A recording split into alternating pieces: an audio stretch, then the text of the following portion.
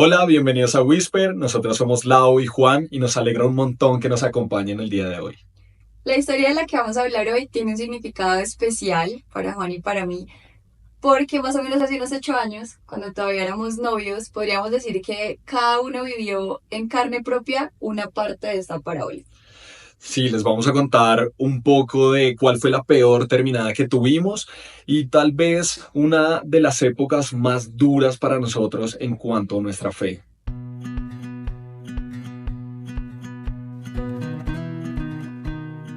Cuando llevábamos 3 años de noviazgo, Lau y yo entramos en una crisis profunda, una temporada dura. Yo me acuerdo que ella no se sentía muy segura de mí y eso obviamente me hacía sentir súper mal.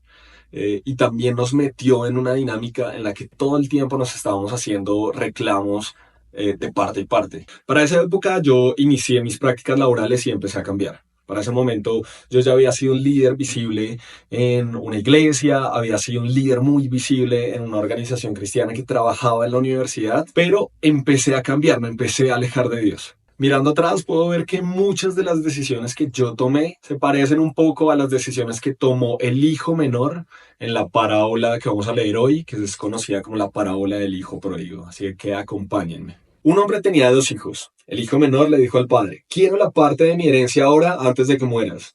Entonces el padre accedió a dividir sus bienes entre sus 2 hijos. Pocos días después, el hijo menor empacó sus pertenencias y se mudó a una tierra distante donde derrochó todo su dinero en una vida desenfrenada. En esta historia vemos que el hijo menor se aleja físicamente de su padre, que se distancia de él. Y nosotros probablemente hemos pasado por lo mismo con Dios, que nos hemos alejado de él. Muchas veces decimos cosas como: quiero vivir la vida a mi manera, no quiero que nadie me controle, que nadie me diga cómo pensar, y nos vamos a vivir al máximo esa libertad. Y aunque es verdad que muchas veces hacer cosas alejados de Dios se siente así en el momento, como que se siente que estamos viviendo al máximo, es cuestión de tiempo para que nos demos cuenta que esa libertad no era tan real, porque terminamos siendo esclavos o terminamos siendo controlados por otras cosas. En mi caso, cuando empecé la práctica, recuerdo que me dejé deslumbrar por ese lugar de trabajo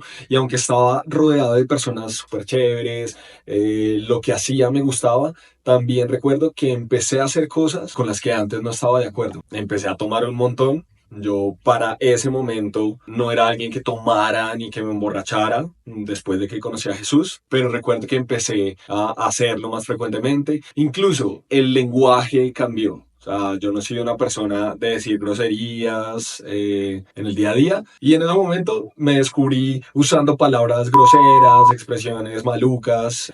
A raíz de todo eso, Lau y yo empezamos a tener muchas tensiones, muchas peleas, muchos desacuerdos, nos distanciamos un montón y decidimos darnos un tiempo. Y después de una semana, como el inmaduro que yo era en ese momento, le terminé por WhatsApp. Laura ya también estaba fastidiada de mí, entonces pues la decisión era clara, terminamos. Mi forma de pensar también cambió. Me empezó a importar mucho lo que los otros opinaban de mí, ser el más cool del trabajo, el más creativo, ser tenido en cuenta en todo. Y todas esas cosas fueron chéveres en su momento, pero tuvieron consecuencias. Sigamos leyendo y ya les cuento más. Al mismo tiempo que se le acabó el dinero, hubo una gran hambruna en todo el país y él comenzó a morirse de hambre. Convenció a un agricultor local de que lo contratara y el hombre lo envió al campo para que le diera de comer a sus cerdos. El hombre llegó a tener tanta hambre que hasta las algarrobas con las que alimentaba a los cerdos le parecían buenas para comer, pero nadie le dio nada. La vida desenfrenada controló tanto a este joven que terminó alimentando cerdos cuando él mismo irónicamente no tenía nada que comer. A este joven se le olvidó la vida que llevaba con su papá al punto que le parecía buena la comida de los cerdos. Cuando nos alejamos de Dios empezamos a aceptar cosas que cualquiera con sentido común vería que no son buenas. Una relación tóxica, un trabajo o algo que nos quita nuestra dignidad, amistades que solo están ahí para planes de fin de semana, comida para cerdos. Pero la dureza de nuestro corazón, incluso nuestra ceguera espiritual, nos hacen pensar que es un manjar. O incluso nos hacen olvidarnos que la comida para cerdos no es la única opción que tenemos. La historia continúa en el versículo 17. Cuando finalmente entró en razón, se dijo a sí mismo: en casa hasta los jornaleros tienen comida de sobra, y aquí estoy yo muriéndome de hambre. Volveré a casa de mi padre y le diré: Padre, he pecado contra el cielo y contra ti. Ya no soy digno de que me llamen tu hijo. Te ruego que me contrates como jornalero. Entonces regresó a la casa de su padre, y cuando todavía estaba lejos, su padre lo vio llegar. Lleno de amor y de compasión, corrió hacia su hijo, lo abrazó y lo besó. Su hijo le dijo: Padre, he pecado contra el cielo y contra ti, y ya no soy digno de que me llamen tu hijo. Sin embargo, su padre dijo a los sirvientes: Rápido, traigan la mejor túnica que haya en la casa y vístanlo. Consigan un anillo para su dedo y sandalias para sus pies. Maten el ternero que hemos engordado. Tenemos que celebrar con un banquete, porque este hijo mío estaba muerto y ahora ha vuelto a la vida. Estaba perdido y ahora ha sido encontrado. Entonces comenzó la fiesta. La historia dice que el joven entró en razón. Y en mi propia historia recuerdo que también hubo algunas cosas que me hicieron caer en cuenta de lo que estaba pasando. Una es que me empecé a alejar de mis mejores amigos. Otra, que empecé a sentirme mal, empecé a sentirme como miserable. O sea, cuando estaba tomando, cuando estaba haciendo pendejadas, pues me sentía bien. Pero después de eso, en general, sentía que algo estaba vacío dentro mío. Y hacía muchos años yo no me sentía así.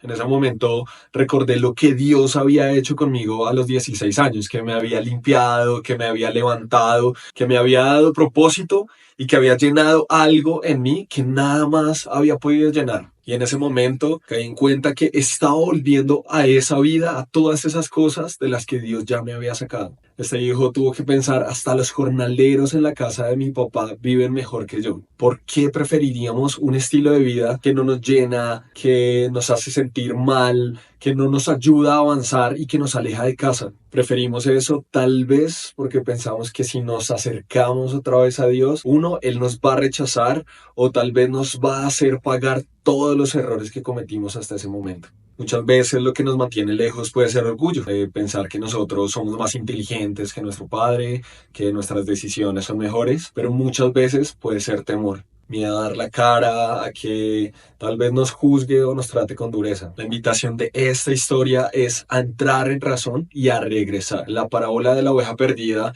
veíamos que Dios va y nos trae en sus brazos de vuelta. Aquí lo que Dios está esperando es que nosotros tomemos la decisión de volver. Y dice que cuando nosotros tomamos esa decisión con todo el corazón, Él nos está esperando, que Él nos está mirando y se alegra de vernos volver. Dios hace las dos cosas. Algunas veces va a buscarnos, pero otras espera pacientemente a que nosotros tomemos la decisión de regresar. Y ese camino de regreso muchas veces se ve como tomar decisiones de dejar lo que venimos haciendo, de soltar personas, de soltar ambientes. Así nosotros vengamos cansados, sucios, harapientos. Eso nos puede generar temor de encontrarnos con Dios, pero podemos confiar completamente en que cuando nosotros tomamos la decisión de volver a caminar hacia nuestra casa, Dios nos va a esperar, y no nos va a esperar bravo para juzgarnos, sino nos va a esperar para salir a abrazarnos, para celebrar que nosotros estamos llegando de nuevo a casa. Así que no esperemos estar perfectos para volver a casa, no tenemos que estar limpios para volver a Dios.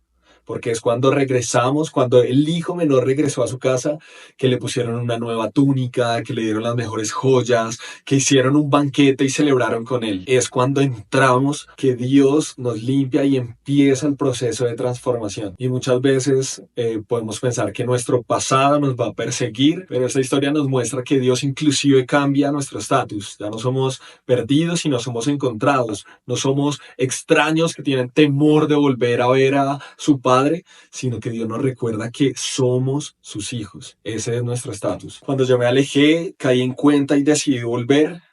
En ese momento Dios empezó a restituirme. Me recordó que aún a pesar de que le había fallado, Él me estaba esperando de vuelta, y no me estaba esperando bravo, sino me estaba esperando para abrazarme, para decirme que me amaba, que estaba feliz de que estuviera regresando a casa, y de que ahí, en su casa, en mi casa junto a Él, iba a estar mejor que en cualquier otro lugar.